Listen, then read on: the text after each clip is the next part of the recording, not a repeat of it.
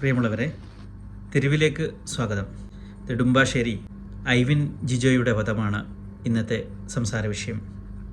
ഐവിൻ ജിജോയുടെ വധം സാമൂഹിക ചർച്ച ആവശ്യപ്പെടുന്ന ആശ്ചര്യകരമായ ഒരു വിഷയമാണ്.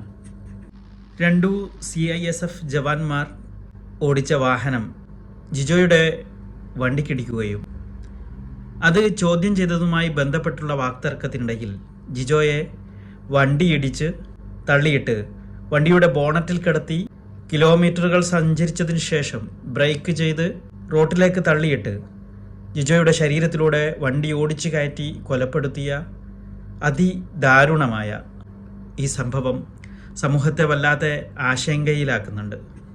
ഈ ഒരു വാർത്ത കേൾക്കാൻ ഇടയായപ്പോൾ തന്നെ മനസ്സിലേക്ക് ഓടി വന്ന ഒരു ഓർമ്മ, ശ്രീരാം വെങ്കിട്ടരാമൻ എന്ന് പറയുന്ന ഒരു ഉന്നത ഉദ്യോഗസ്ഥൻ ഒരു പത്രപ്രവർത്തകനെ വണ്ടിയിടിച്ച് കൊലപ്പെടുത്തിയ കേസായിരുന്നു. ആ പത്രപ്രവർത്തകന് നീതി ലഭിച്ചോ ഇല്ലയോ എന്നുള്ളതിനെ കുറിച്ചുള്ള ചർച്ച ഇന്നും അവസാനിച്ചിട്ടില്ല. ഞാൻ എന്ത് തെറ്റ് ചെയ്താലും ഈ സമൂഹത്തിലെ ഒരു പൗരനും തന്നോടൊരു ചോദ്യവും ചോദിക്കാൻ പാടില്ല എന്നുള്ള ഒരു ധാർഷ്ട്യ സ്വഭാവം നമ്മുടെ ഉദ്യോഗസ്ഥരിൽ ചിലരിലേക്ക് കടന്നു വരുന്നത് സമൂഹത്തിന് എത്രത്തോളം ദോഷം ചെയ്യുന്നുണ്ട്. ഇത്തരം ക്രിമിനൽ സ്വഭാവമുള്ള ആൾക്കാരുടെ കയ്യിലേക്ക് ആയുധം നൽകി രാജ്യസുരക്ഷയെ ഏൽപ്പിക്കുമ്പോൾ അത് രാജ്യത്തിന് തന്നെ ഭീഷണിയാവുകയല്ലേ ചെയ്യുന്നത്.